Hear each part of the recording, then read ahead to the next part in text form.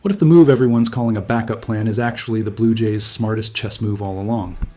Toronto just made contact with one of baseball's most decorated winners, and the strategic brilliance behind this could reshape how we view championship roster construction. This isn't about Plan B, folks. This is about building dynasty architecture with intention and intelligence. Let me show you why. Hello, Jays Nation. Welcome to Jays Quick News, your go-to spot for the latest Toronto Blue Jays updates. Today, we're diving into breaking news that reveals the Blue Jays championship blueprint in action. According to Ken Rosenthal of The Athletic, Toronto has made direct contact with Scott Boras, agent for three-time All-Star Alex Bregman. But here's what makes this fascinating. This isn't desperation, it's strategic excellence. Before we break down why this could be Toronto's biggest brain move yet, smash that subscribe button and hit the notification bell. Let's establish the facts first. The Blue Jays just completed one of baseball's most remarkable turnarounds, going from last place in 2024 to Game 7 of the World Series in 2025. They came within 2 outs of championship glory before Miguel Rojas' game-tying homer in the 9th sent it to extras, and Will Smith's 11th inning blast broke Toronto's hearts at Rogers Center. But here's the thing about championship organizations: they don't sulk, they strategize. And that's exactly what's happening right now. Toronto has already invested massively in pitching. Dylan Cease's 7-year, $210 million contract anchors a rotation that includes Kevin Gausman, Shane Bieber, Jose Berrios, and breakout sensation Trey Yesevich. They've added bullpen weapons in Tyler Rogers at 3 years and $37 million, bringing his elite contact management and submarine delivery to complement closer Jeff Hoffman. Cody Ponce, the KBO MVP with a record-breaking 252 strikeouts, signed for 3 years and $30 million, that's $277 million committed to pitching excellence. Now comes the offensive reinforcements. Enter Alex Bregman. Yes, he's 31 years old, entering 2026. Yes, he dealt with a quad injury that cost him 7 weeks in 2025 with Boston. But here's what the numbers don't immediately show. Bregman is entering free agency having just posted a .273 .360, 462 slash line with 18 homers, and an .822 OPS in his first year outside Houston. After missing May through mid-July, he maintained an elite approach at the plate, walking more than he struck out while demonstrating the same disciplined hitting that's defined his 9-year career. His .365 career on-base percentage isn't luck, it's skill.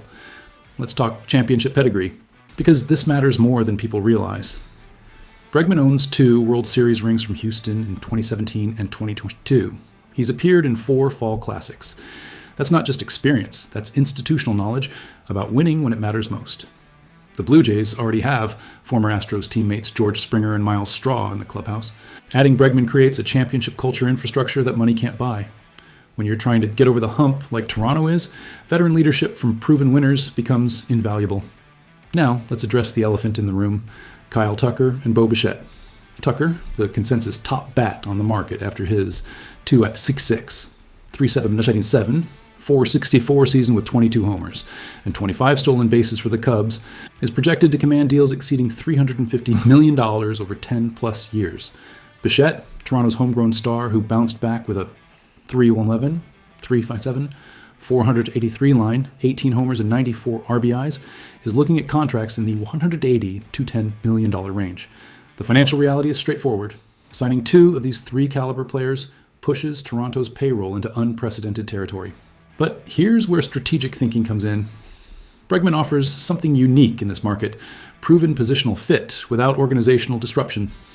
He slides seamlessly into third base, allowing Ernie Clement to play his natural second base position where he's elite defensively. Addison Barger moves to right field full-time, where his bat plays better anyway. Andres Jimenez remains at shortstop with his Gold Glove defense intact. This isn't forcing puzzle pieces together, it's organizational optimization. Compare that to Tucker, who creates an outfield logjam, or re-signing Bichette, who has defensive limitations that would require positional adjustments. The championship DNA factor can't be overstated. Toronto came within 2 outs of the title.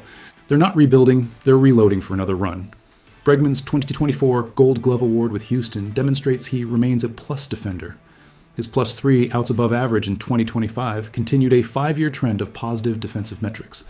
In a division with Aaron Judge, Juan Soto, Rafael Devers, and other elite right-handed bats, having premium defense at the corners becomes crucial. Bregman provides that while adding right-handed power to balance Vladimir Guerrero Jr., his presence. Here's the strategic masterpiece aspect. Bregman's market projection sits around 5 years and $160 million, or roughly $32 million annually. That's significantly less than Tucker's expected $35–40 million annually over more years. This gives Toronto flexibility to reinforce other areas. Maybe they add another high-leverage reliever. Maybe they extend key pieces before they hit free agency. Championship roster construction isn't about collecting the biggest names. It's about assembling complementary pieces that maximize organizational strength. The market dynamics favor Toronto here.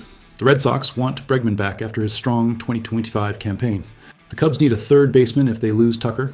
The Diamondbacks have a vacancy, but Toronto offers something none of them can match. A team that just proved it can win in October, with a championship window open right now, an organizational culture that values winning above everything else. For a player in his age 32 season who's already won twice, joining a contender beats joining a hopeful. Here's my take, Jays Nation. The Blue Jays aren't choosing between Tucker, Bichette, and Bregman out of desperation. They're making a calculated decision about championship architecture.